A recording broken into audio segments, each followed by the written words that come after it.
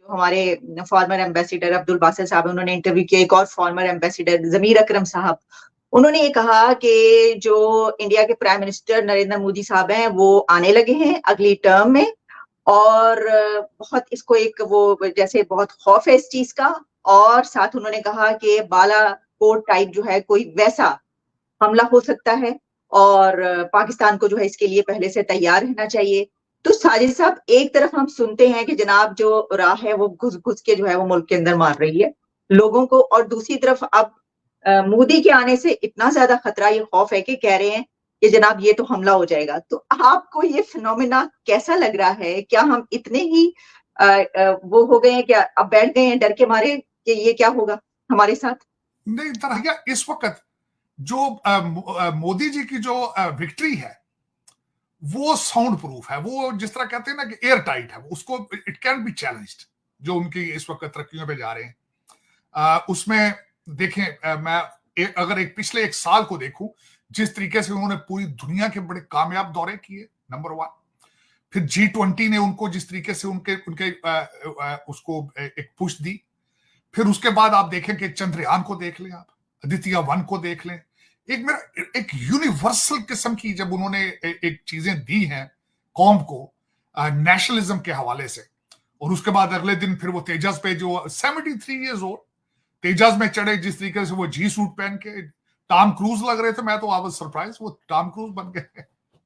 तो फिर उसके बाद उनको इलेक्शन जीतने के लिए अब मेरा ख्याल है बालाकोट बहुत छोटा होगा अब इस वक्त। बल्कि मैं ये बताना चाहूंगा बासत साहब को और उनके दोस्तों को भी, इस वक्त भारत जो है वो पाकिस्तान की बात करके भी राजी नहीं है।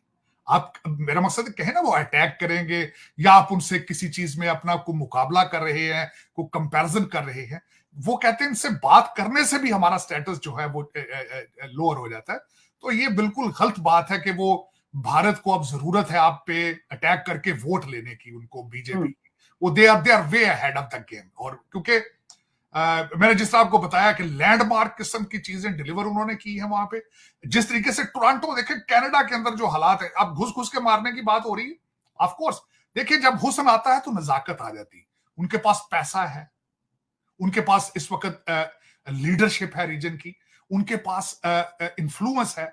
हर कंट्री के अंदर उनका डायस्पोरा इतना स्ट्रांग है कि उनके पास ताकत है। They feel this power in their bones. तो उसमें जब वो घुस घुस के मारने का फिर देखें ना, जब चीजें जब उनमें आ गई हैं सारी, तो वो मसल फ्लेक्स तो करेंगे ना। आप देखें उस पर, मैं ये तो नहीं कहता ये सर्टिफाइड है चीजें ये सारी, लेकिन रूमर्स तो है ना कि घुस घुस के मार रहे। जब अगले कनाडा में भी घुस के मारने का, वहां भी लोग डर रहे हैं उनसे। पाकिस्तान में आप देख लें कई इस तरह के ऑपरेशन हुए हैं। तो इसके बाद आप, मेरा मकसद है कहेंगे, और उसमें सर पाकिस्तान में वाकई घुस घुस के मार रहे हैं गली गली में, मतलब लोग एलिगेशंस है उसमें, मुंबई ना दो, मैं कंफर्म नहीं कहूंगा, लेकिन बातें तो है ना, रूमर्स तो है। कहते हैं ना, बात होती है तो बतंगड़ बनता है। हाल ये अगर बात ही ना हो तो बतंगड़ किस तरह बनता है? They are strong right now. मैं अगर इसमें कोई अब मुबालगा राय नहीं होगी कि they are strong, you know it, they are very. आप मुझे ये देखें जिस तरीके से Justin Trudeau is on the back foot. आप देखें जिस खूबसूरती के साथ उन्होंने किया है चैलेंज, कैनेडियन सारी सिचुएशन को हैंडल किया भारत ने, मैं समझता हूँ इट्स रिमार्केबल। उन्होंने जिस तरीके से उनके डिप्लोमेट्स को निकाला, उनकी डिप्लोमेटिक इम्यूनिटी खत्म की, जिस तरीके से उन्होंने सारी चीज को हैंडल किया, मैं कहता हूँ इट वाज अमेजिंग। यानी पड़ गए वो तो सर, ऊपर से पड़ गए। 5i ने उनका साथ नहीं दिया। जस्टिन ट्रूडो साहब अमेरिका से चाहते थे, बर्तानिया से चाहते थे जॉइंट स्टेटमेंट दें, उन्होंने नहीं दी, बल्कि अमेरिका ने अबैंडन कर दिया। जो सबसे बड़ी बात तो यह है, अमेरिका ने कनाडा का साथ नहीं दिया।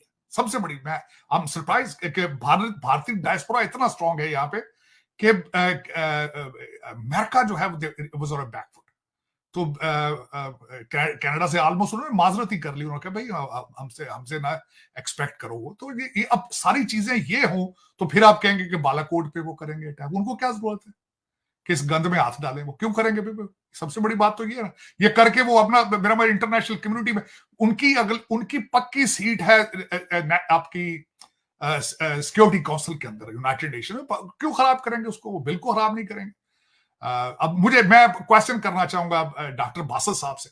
आपके सारे मुसलमान मुल्कों के जो फॉरेन मिनिस्टर्स हैं वो बीजिंग के बाद कहां गए थे? उसके बाद न्यू दिल्ली गए थे। तो जब आपका वो चीजें आपका स्टैचर उस लेवल का हो तो फिर आप ये छोटी मोटी चीजों पे तवज्जो नहीं देते। उनके पास they have money, they have support, they know what is the political engineering is. So उनको इस तरह की चीजों की जरूरत नहीं है मेरे ख्याल में, और करेंगे भी नहीं, वो अपनी एनर्जी वेस्ट नहीं करेंगे। उनकी विक्ट्री, ये बात बिल्कुल, हाँ ये जरूर है उन दोनों की असेसमेंट गलत। अगर आपके पास पॉपुलर वोट आपका खतरे में हो तो फिर आप इस तरह का अटैक करके तो आप उसको जीतने की कोशिश करते हैं।